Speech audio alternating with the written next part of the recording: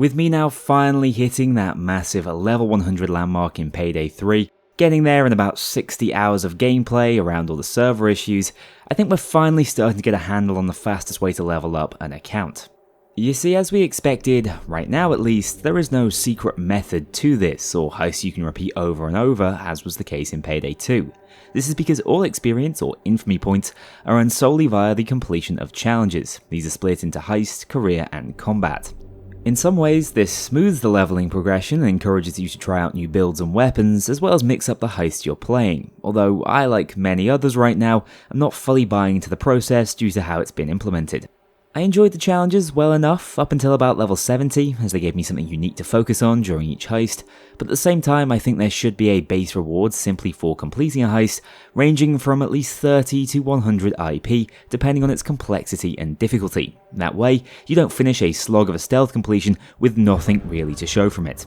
Also, let me tell you, those last 20 or so levels really will be a grind with how things are currently. In any case, for now, these are the cards we've been dealt, so today I'm going to walk you through what I believe to be the most time-efficient approach to leveling up in Payday 3 as of patch 1.0 for the pure challenge IP system. Immediately, I think your best approach will be to predominantly stick to the combat challenges. There seem to be almost enough of these when combined with passive completions, just for playing the game, to do a lot of the heavy lifting on your way to level 100 and beyond. You should look to augment them with a few fast stealth clears of heists like Dirty Ice and Rock the Cradle to level up your weapons in order to unlock the career modding challenges, as these are also incredibly easy ways to earn some extra experience without having to go too far out of your way. That said, the bulk of what you will be doing if you want to purely power level your account for weapon and skill point unlocks is grinding kill challenges on the heist Touch the Sky. This one seems to have the most intense spawn logic from start to finish, whilst also providing numerous holdout locations to help grind those harder difficulties where again, SWATs spawn in more frequently. When choosing the heist, unless you have some very patient friends looking to support you without stealing any kills, I like to get it on overkill invite only, meaning I head in with the crew AI, who get absolutely decimated on this difficulty, meaning all those sweet kills will be yours alone. From there, I immediately go loud, grab a hostage or two and start the master bedroom objective. I do this as it seems to influence the intensity of the spawn rate, but even if that's just placebo, it does induce earlier spawns of grenadiers, who we also do need to kill for their own combat challenges. Seeing as this is played on overkill difficulty, I try and get this done during the negotiation portion of the heist, before setting up in a nice safe corner to hold out from.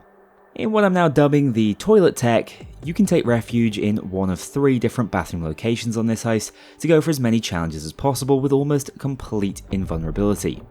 I've seen some people favour the 2 upstairs bathrooms, which work fine if you don't choose to progress the assault bar objectives, but if you also want achievements for dealing with zappers, grenadiers and the like, you need to be mindful of the cloaker spawns that might catch you out mid-run. That's why I've come to favour the downstairs bathroom when power leveling myself, as there your back will be truly against the wall. I also like to drag a civilian in here with me, as it will encourage shotgun SWATs to switch over to their weaker pistols, as well as prevent any nasty gas grenades from coming in, which should make the strategy even safer. From there, it's just a case of completing the specific challenges you set up for on this heist, with all weapons earning IP up to 1000 kills, and also having a specific challenge, which can range from hipfire kills to kills specifically on heavy SWATs. As long as you stay within the cover of the bathroom, you can do this safely and sustainably thanks to the skills I'll cover in just a second, although I'm impatient and tend to push out quite frequently, meaning I rely on the crew AI at least being alive at the end of assault waves to drop me some more armour. If this feels too aim intensive, especially on console where I know auto aim is virtually non-existent at the moment, just plant yourself further inside and use the door for cover as the SWATs will bottleneck at the entrance and file in one by one. In terms of how I'm doing this so sustainably, that can be ensured by a simple skill combination even at early levels. I recommend some source of edge, be it sharpshooter or gunslinger depending on the challenges you're after, and then the skills ammo funnel and replenish to prevent you from needing to actually head out to pick up ammo boxes or reload as often, cutting shot for dealing with armored enemies, and scrounger to help you through your throwable challenges. In all, that's an 8-point investment, so available from quite a low level, and at the end of the day, these skills aren't a necessity, they just speed things up. It is important to vaguely track how many kills you've picked up on the heist, so you know when to leave it and move on to the next challenges. You see, challenge progress is unlocked regardless of heist completion, so you can happily quit or restart the heist and move on to the next weapon combo as soon as you're happy you've done enough. The nice thing about restarting is it tends to avoid a bit of that server jeopardy once you have one. I do think this is kinda lame and somehow worse than just spamming the same heist completions over and over again, but it is the optimal way to speed through these weapon challenges, unfortunately.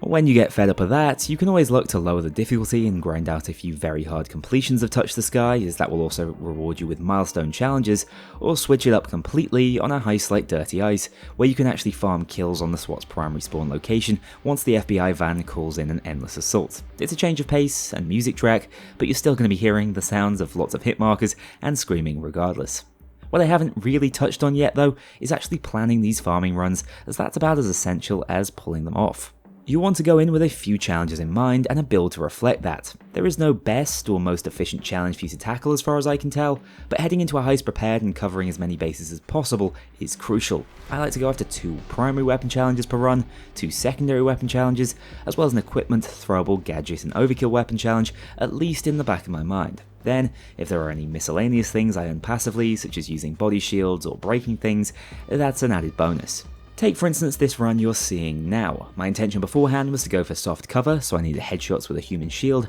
fragged and bagged, so I'm running frags with the Scrounger skill, KU-59 easy pickings, and free-for-all, meaning I'm going for hipfire kills with the KU, and finally signature 40 easy pickings and hush hush, so I need sig 40 kills with a suppressor. This means that instead of just focusing on one thing at a time, I was able to grab a hostage whilst also picking up sig 40 kills to multitask there, and utilise the sensor to pre-fire SWATs outside of my immediate field of view. This led to a faster and more efficient grind, completing 5 out of the 6 challenges I was initially targeting, plus 2 passive challenges involving naders and dozers, for a total of 580 IP in just one short heist. Of course, you'll earn more IP per heist earlier on when there are more challenges for you to unlock, hence the very top-heavy curve of leveling in Payday 3. The most frustrating part of the process right now is actually keeping tabs on these challenges, as they don't show up in heist and cannot be filtered at all from the challenge menu, which is just an absolute unfinished mess right now. Whilst this is cumbersome, eventually you'll get a handle on it and, like me, trudge your way to level 100, gaining access to all 21 skill points the game currently has to offer. Of course, there are still 50 more levels before I max out, but for now I'm content with finally being able to bring you complete build videos. Also, I'm guessing if you did this optimally from the start, you'd probably be looking to hit Infamy 100 in between 40 and 50 hours, which isn't so bad and roughly the same time it took to hit level 100 in Payday 2, back when that was the game's largest grind. Like I did with the weapon and skill XP farming method, I'll leave you a little bit of gameplay from the successful farm run that brought me all the way to 100. Take care, I'll keep server whispering to the best of my ability, and I'll see you all very soon.